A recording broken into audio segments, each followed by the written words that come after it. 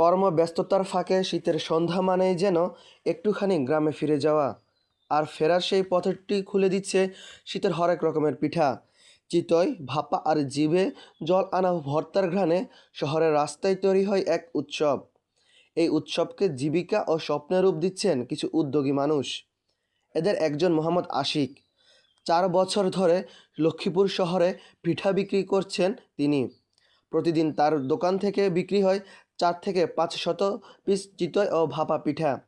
সরিষা, কাঁচামরিচ, ধনিয়া, শুটকি ও লাল মরিচের ঝাল ভর্তার সঙ্গে চিতই পিঠার স্বাদ নিচ্ছেন শহরের নানা শ্রেণী পেশার মানুষ।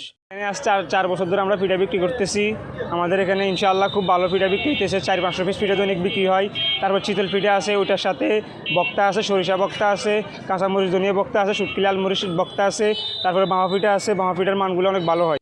মোহাম্মদ আশিকের মতো লক্ষ্মীপুর শহরের বিভিন্ন প্রান্তে পিঠা বিক্রি করছেন অন্তত আরও 8 থেকে 10 জন বিক্রেতা। মোহাম্মদ মিন্টু তেমনি একজন। শহরে তার পিঠা ব্যবসার বয়স 12 বছর। তার দোকানে প্রতিদিন বিক্রি হয় প্রায় 300 থেকে 350 পিঠা। সঙ্গে থাকে টক, ঝাল ও নোনতা সহ প্রায় 10 রকমের ভর্তা। রসুন ভর্তা আছে, কাঁচামরিচ ধনিয়ার আছে, রুনমরিচ আছে, তারপর সরষে বাটা আছে, 10 আইটেম আছে। পিঠা বিক্রি করতেন আপনার 20-22 বছর হবে। দৈনিক আপনার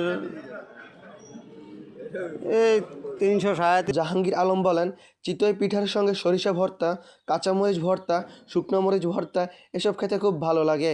চিতল পিঠার সাথে আমাদের গ্রাম অঞ্চলে বাসা, আমরা সরিষা ভর্তা, মরিচ ভর্তা, কাঁচা মরিচ ভর্তা, শুকনো মরিচ ভর্তা বিভিন্ন ধরনের আইটেমের ভর্তা দিয়ে আমরা রুটি খাইতে আমাদের খুব ভালো লাগে এবং আমরা খাই।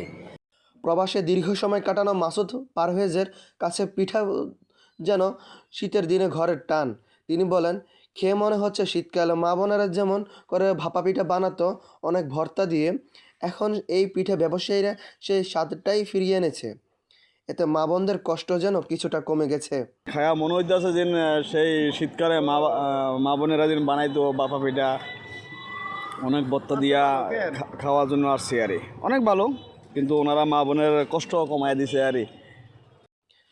মৌসুমী পিঠা শুধু ক্ষুধা মেটায় না, শীতের শহরে খুলে দেয় গ্রাম বাংলার স্মৃতির জানালা, যেখানে স্বাদের সঙ্গে মিশে থাকে শৈশব আর আপন মানুষের টান। ইট পাথরের এই নগরীর কর্পোরেট জীবনের মানুষদেরকে শীতের এই পিঠার আয়োজন নিয়ে গেছে গ্রামীণ আবহাওয়ার স্মৃতির জানালায়। মৌসুমী পিঠা ব্যবসায়ীরা সৃষ্টি করেছেন এক উৎসবী আয়োজন। হাসিবুর রশিদ, লক্ষ্মীপুর 24। লক্ষ্মীপুর 24, বিশ্বজুড়ে লক্ষ্মীপুর।